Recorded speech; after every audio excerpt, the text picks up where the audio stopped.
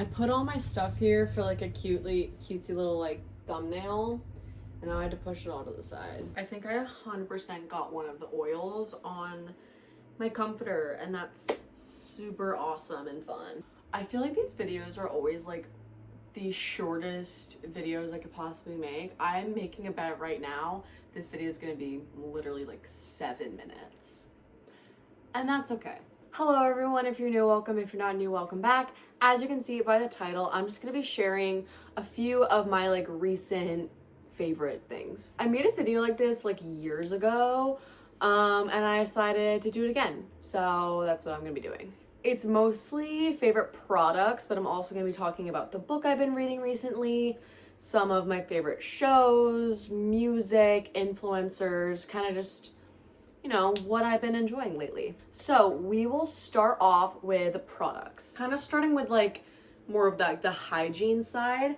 I'm gonna start off with my shampoo. I actually got this from TJ Maxx because it's a lot cheaper there than if you were to like buy it on the actual website. But I use Fenty Hair by Rihanna for my shampoo. It's the rich one. This is what the bottle looks like. This shampoo is so good. I used to use Kristen S. No hate to Kristen S. I still use it for clarifying shampoo, hair mask, and conditioner. Only reason why I bought this one was because when I went to TJ Maxx and I needed shampoo, they were out of the Kristen S. And I was like, okay, well, this is literally the next cheapest one. So I got this, and then I realized Fenty was Rihanna's brand, and I was like, ooh, well, Rihanna, like, you know, I trust her to make a good shampoo. This stuff smells so good. First of all, like, it is such a good smell, and also it leaves my hair so shiny, so healthy.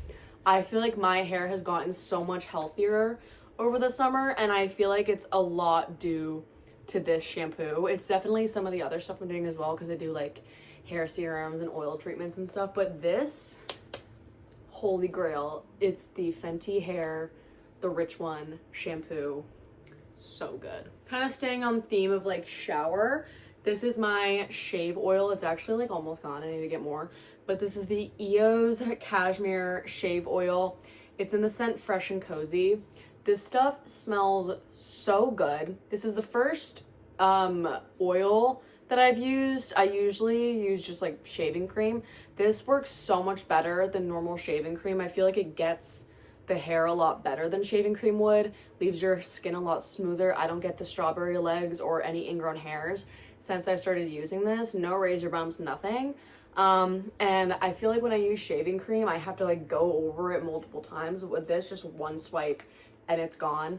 Leaves your skin feeling so silky smooth, so nice, and like I said, it smells amazing. This is the scent Fresh and Cozy, but EOS, all their scents smell really good. So this is more of like a floral scent, but if that's not your vibe, you can also get like the cashmere vanilla and just some of the other scents that they have. Anything that EOS makes is so good. Speaking of EOS, the next one I want to do is this perfume. This is the EOS Coconut Waters Cashmere Body Mist. This smells so good. I use this one after my everything showers. I do use shampoo, or I do use perfume right before bed. I know people say it's like bad for you, but I don't really care. I like smelling good. So this perfume, I bought it not too long ago. As you can tell, it's not very empty, but it smells so good. It just like, it's just so summer. It's very sweet, I will say, which normally I don't love sweet scents, but because it's EOS, it just smells so good. Anything EOS makes is so good. This is not sponsored by EOS. I've never gotten a sponsorship in my life. I just really love EOS. So that's how you know. I'm not getting paid to say this. I truly believe it in all my heart. Love EOS. Yeah, such a good perfume. Another perfume that I got recently that I love, I talked about it in my mission trip haul because this is where I got it. I got it at Cracker Barrel on my way back from my mission trip. This is actually from Dolly Parton. It's called Scent From Above. And it honestly does smell like an old lady, but like in a chic way. Like a grandma, and like a grandma way, but like comforting and like, I don't know. It does smell like an old lady. And I've been told I smell like an old lady when I wear it, but like, I low-key have accepted that I am a 20-year-old grandmother grandma core is like my aesthetic. If you look at my Pinterest board for my future apartment inspo, it's very much grandma chic. But yeah, love this perfume. Does smell like an old lady, but like in the best way. Going back to like the body hygiene, I recently bought this because my good friend Libby, who has been in a pretty big handful of my videos, she always smells so heavenly and so good and so delicious. And I asked her, I'm like, what do you use? And she said that this stuff is her holy grail, the Palmer's Shea Butter Formula Raw Shea Nourish Body Oil. Got it from TJ Maxx. I wasn't gonna get it, and then I saw it was at TJ Maxx and it was like a good price, and I was like, you know what, I'll try it. This stuff smells phenomenal. As you can tell, I like smelling good. One of my biggest fears is smelling bad. I actually think I smell pretty bad right now because I just worked a full day and I haven't showered yet, so I know I reek. But this stuff literally smells like you're a freshly baked cookie. It smells so good, and it leaves your skin feeling so smooth and moisturized. You put it on, you can use it a couple different ways. I put it on right after the shower when my skin is still wet, so that way it can like really soak in the moisture. I also use a body butter, but I use this after the body butter for like, you know, extra moisture, because it's also in the summer I tend to get pretty dry because I work at a pool and chlorine dries out your skin. So this stuff smells amazing, leaves you feeling so soft and smooth, and it's just so good. Highly recommend. A little goes a long way too. I've had this for like a good 2 weeks and I've only used this much, and I use it after every single shower, and I shower every day. So get yourself some of this Palmer's Shea Butter oil. So good. Okay, now kind of leaning more towards like beauty makeup. I am only showing you 2 products because I'm honestly not super picky about my makeup products, but these 2 things I absolutely love. First and foremost, Summer Fridays. I've had this for 2 years and it's still decently full because it was $24. I only use it in the summer. I'm really not a huge fan of lip products, if I'm being so completely honest. Not a huge fan of lip products, but this is so good. It's definitely worth the hype. Would I buy it again? Maybe not, because it was almost $30, but like I said, this tube is still pretty full and I've had it for 2 years. So this is just the normal one. What is this one? I don't know what flavor this, pink sugar, but just like the pink one that everyone has. But I still love it. It tastes really good too. It tastes like sugar. And it does leave a really pretty shine on your lips. Actually, speaking of lip products, I literally completely forgot about this, but it is one of my favorite lip products, but it's like almost out, so I wasn't gonna show it, but I'm gonna show it anyway. I haven't really been using this recently, so I guess it's not a recent favorite, but any opportunity that I have to talk about this product, I will. This is the e.l.f., what is it called? The e.l.f. Glow Reviver Lipstick in the shade Mauve Mentality. I love this lip product so much. As you can tell, it's like literally gone. I use this every single day in the winter. I got it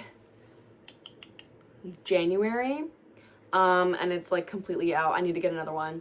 I was thinking maybe not getting this exact product, but e.l.f. has a similar thing that just has a smaller applicator that I think I would like a lot more. But I love this product so much. It goes on so smooth.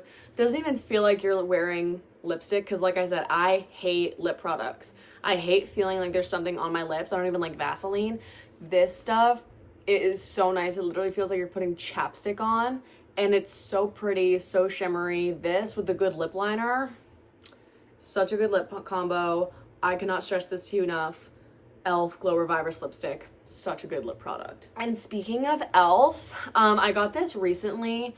What is this? It is the, I never know what any of these things are called. It's the e.l.f., I guess it's just like a blush tint. Sheer For It blush tint. Sheer For It, I think, is the shade, maybe? Oh no, Pink Positive is the shade. But it's called the Sheer For It blush tint. And it's literally the best Benetint dupe you will ever find. I've never owned Benetint because I could not justify that price for such a small product. This is $5.99.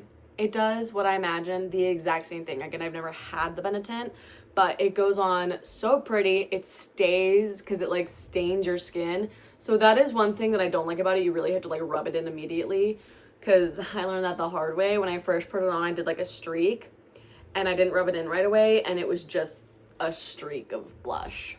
But if you rub it in right away, it's really cute, really rosy. It just gives that like natural like rosy cheek vibe. I really like this. I haven't used it for my lips yet. You could use it for your lips. It says you can. I haven't because I've been using the Summer Fridays, but I really like this stuff. If you've been wanting to get the Benetint, but you don't want to pay the price, get the e.l.f.